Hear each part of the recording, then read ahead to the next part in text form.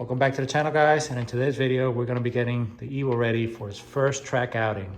Before we get started with the video, I want to go over a few things that happened after the last video that you guys seen. So first of all, of course, I jinxed myself when I said that I had no leaks. I ended up having two leaks actually. I had the driver's side or the left side axle outer boot rip, and then I ended up having a leak on the transfer case side on where the axle goes in. After doing some research and kind of looking at things, it turns out that I ended up having an aftermarket axle on the passenger side. So I needed a passenger side axle. This axle needed to be rebuilt.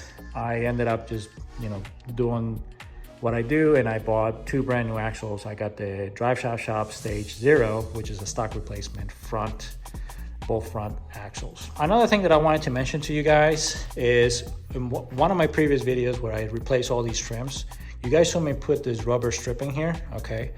When I put this rubber stripping here, I just kind of shoved it in there and I thought that that was gonna keep it there.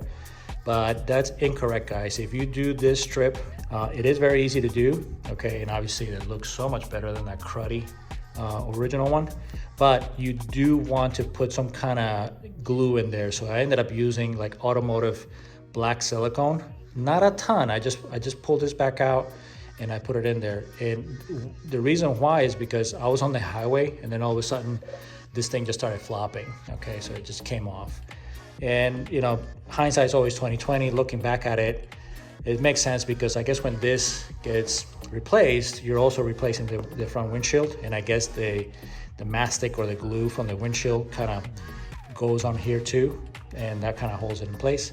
So just a PSA for you guys: if you replace this guy, make sure you put some kind of sealant. I used, like I said, black automotive silicone that I got from the Autobar store. Okay, and then moving on, the car got a full detail, okay, especially on the inside. Guys, this car was so filthy because I think, it had been to several shops. That's just my little rag. So I got brand new floor mats, okay, that I was able to get from STM. So I just didn't want to get this dirty. Unfortunately, this front driver's seat, I think it's seen better days. This just won't come back. This vinyl here is just a little bit too cracked. So I think long term, I'll probably have to get at least these sections reupholstered, okay? And I honestly really don't like this fabric, okay? It kind of just digs into my shoulder, and I just don't like the way it feels. I have sensitive skin, okay? What can I say? So anyways, but yeah, man, it smells so much better. We use an ozone machine and all this stuff. We did a full ceramic coating on the whole car, a very, very minor final polishing, okay? The wheels got ceramic coated, the engine bay got detailed. I also did have to replace this, okay? This seal, so when I washed the car, water was seeping into the trunk, okay, from this seal. This seal is not available, guys, okay? I was not able to find this in the US, okay? But I did find it through a connect in Japan. And if you guys need to try to order one, here's your part number, okay? Pause it if you need to. The engine bay also got a full detail, okay? Through camera, you guys might not have seen, and maybe this looks the same as before, but like all this stuff over here was full of like that mold that just formed from the car just sitting, and just water just kind of sitting in there. The firewall, down through the crevices of the frame rails and all that stuff was just kind of all kinds of gunk and brown and stuff like that. The plastics, a lot of the plastics needed to be kind of, not coated, but what do they call it in the detail world? Dressed. Okay, so they got dressed, okay. And we also took the car to Apex Alignment and got the car aligned. Car is handling super, super amazing. Okay, now let's get to the actual video. So to get this car to the track, a couple of things that I want to do. I don't have to do, but I want to do. Main thing is the brake cooling guides. I'm gonna try to run the car without the cooling ducts first, and just with the guides that Sergey sent me, okay? But I think I am gonna add a couple extra tweaks to that. So I'm gonna mount the stuff up and I'll show you guys what else we're doing down there. Besides that, since the car has no harnesses or anything like that, I definitely want to run a harness. I did order a Bushur harness bar, but it hasn't shown up, so I'm not gonna have that for this particular track day. However, I am gonna be able to install this bad boy. All right, so this is the seat that I had in the gray car, okay, when I had an accident. I actually have two seats. One of them is in the Corvette. The Corvette has red seats, but I got a deal on two of these, okay? So I figured as an experiment, I would, I'll throw it in there. But anyways, that's another story. Anyways, I have two of these. So this was the actual seat that I got into an accident in. As you can see, I mean, nothing really happened to the seat, okay, other than like some wear marks from where it was mounted. So I don't think there's anything inherently wrong with the seat, okay?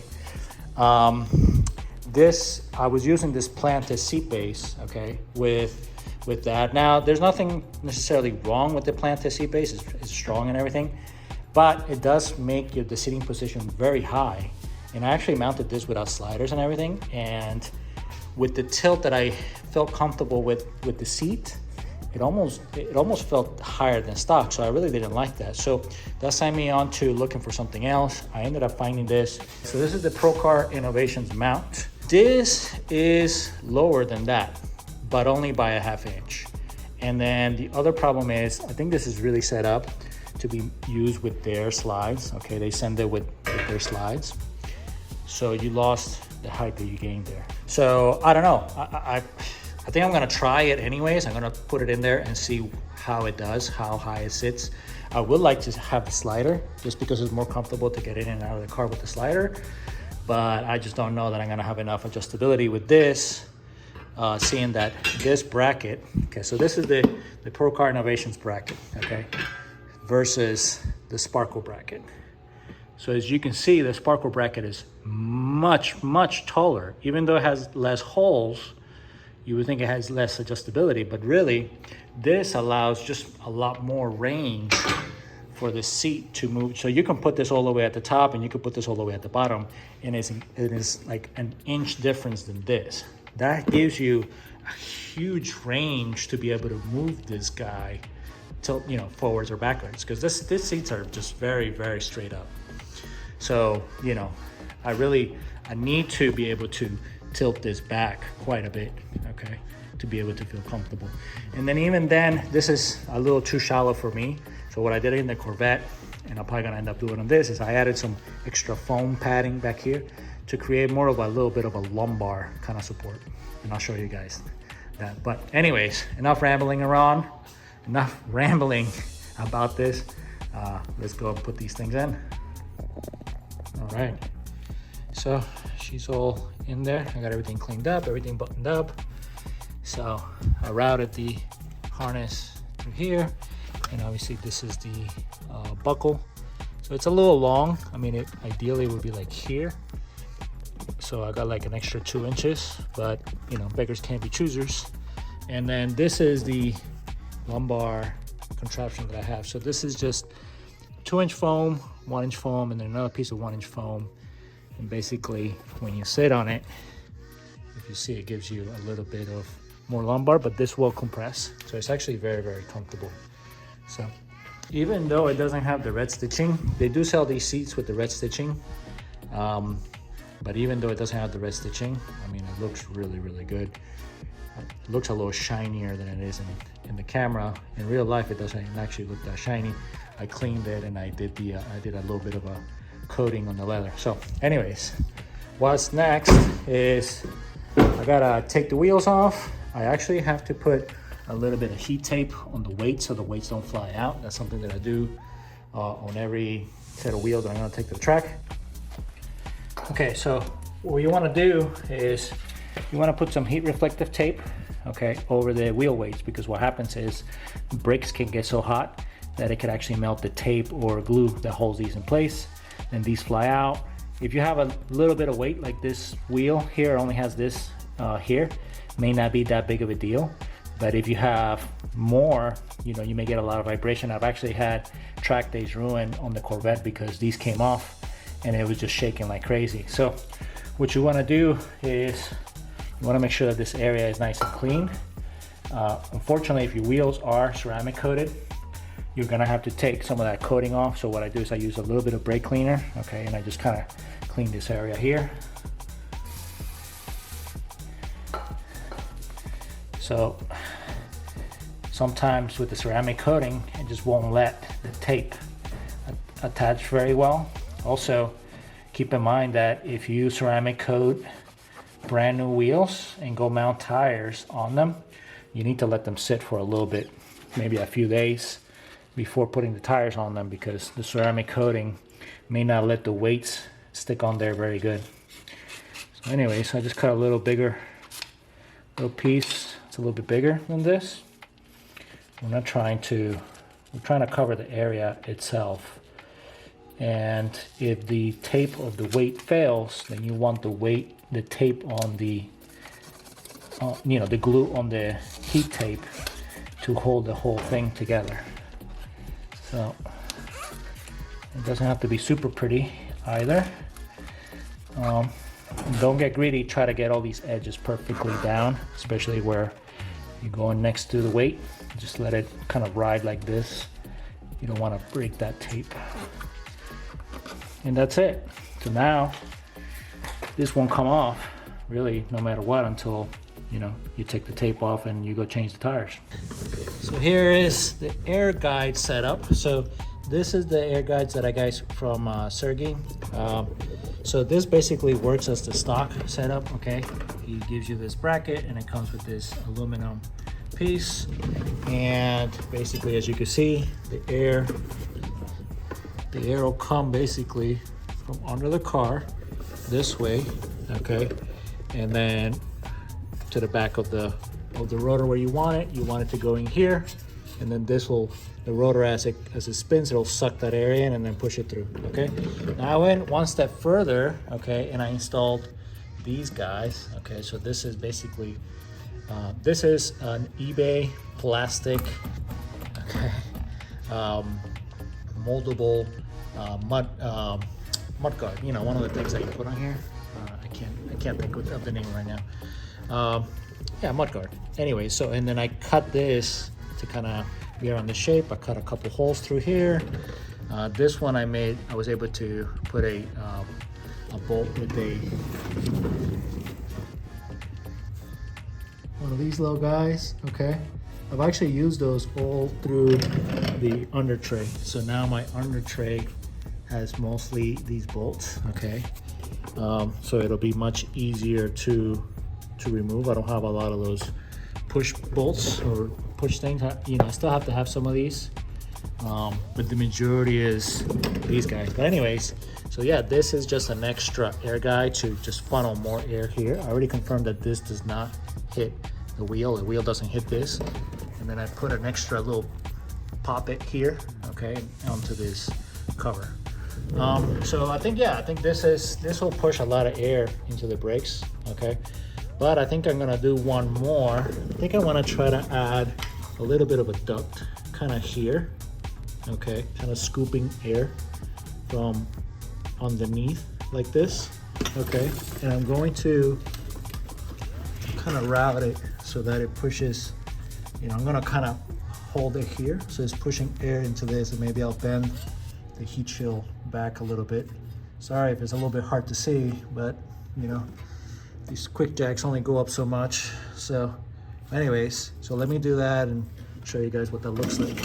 All right, so I think this is one of my more funky ideas, but it's worth a shot. So it's basically just a 2-inch brake duct hose, okay? And I zip tie it to the lower control arm, and I zip tie it up here to the knuckle where the steering thing attaches.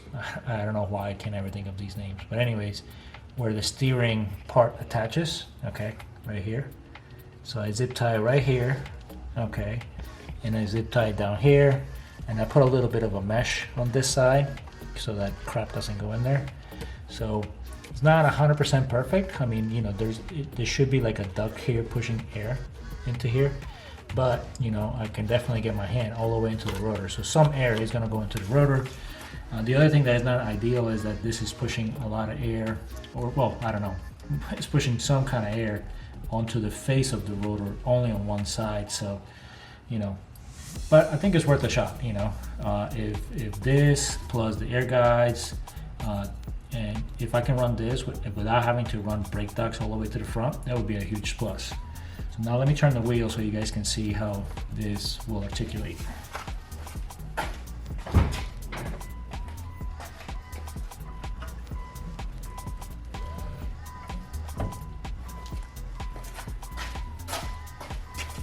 So it does scrunch here, but because this is flexible, you know, it has room to scrunch.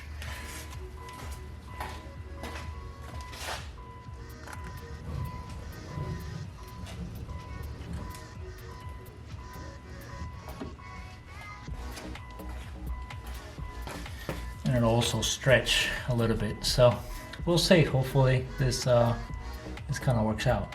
So you can kind of see there that sticks out a little bit. It's probably not gonna be super efficient. Not looking at it with the wheel. Maybe if I do another version of it, maybe I'll push it a little bit this way so it's more in the airstream. But you know, I confirmed that everything clears. So you know, again, this is just kind of like an experiment. But yeah, I think that turned out pretty good. All right, well, she's all ready. So I'm gonna go ahead and get this thing off, pack all my stuff, finish packing all my stuff, and load it up on the trailer.